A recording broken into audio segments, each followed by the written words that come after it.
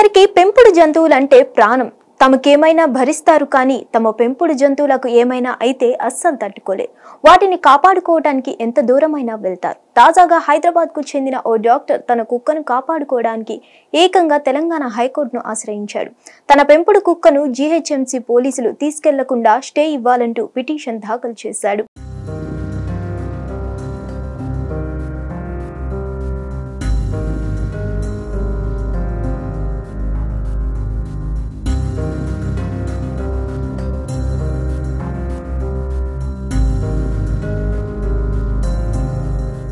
తెలంగాణ హైకోర్టుకు ఓ విచిత్రమైన కేసు చేరింది. కుక్క గాయపరిచిందని ఓ వ్యక్తి పోలీస్ కేసు పెట్టగా దాన్ని స్వాధీనం చేసుకునేందుకు అధికారులు సిద్ధపడ్డారు.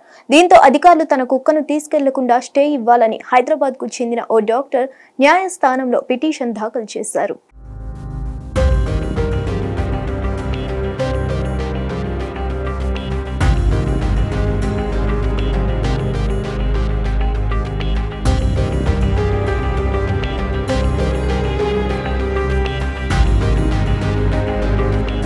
సోమాజిగూడ ఆల్పైన్స్ హైట్స్ అపార్ట్మెంట్స్ లో నివసించే లోక్దీప్ శర్మ వృత్తిరీత్యా వైద్యుడు. అతడు గత కొంతకాలంగా జర్మన్ షెపర్డ్ జాతికి చెందిన జొర్రో అనే కుక్కను పెంచుకుంటున్నాడు.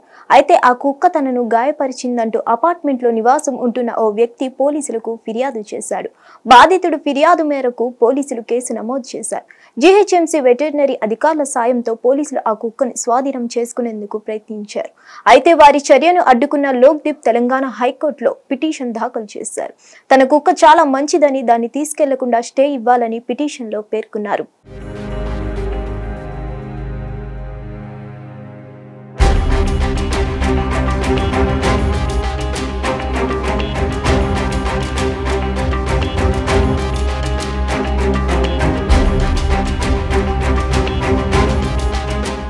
లోక్దీప్ పిటిషన్ పై జూన్ 26 జస్టిస్ విజయసన్ రెడ్డి నేతృత్వంలోని ధర్మాసనం విచారణ చేపట్టింది.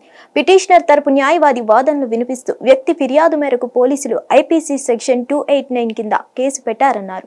ఆ సెక్షన్ల ప్రకారం పెంపుడు జంతువులను స్వాధీనం చేసుకునే అధికారం పోలీసులకు లేదని వాదించారు. జొర్రోకు నిపుణుల చేత ట్రైనింగ్ ఇప్పించారని, దానికి వ్యాక్సిన్ కూడా చేయించినట్లు చెప్పారు.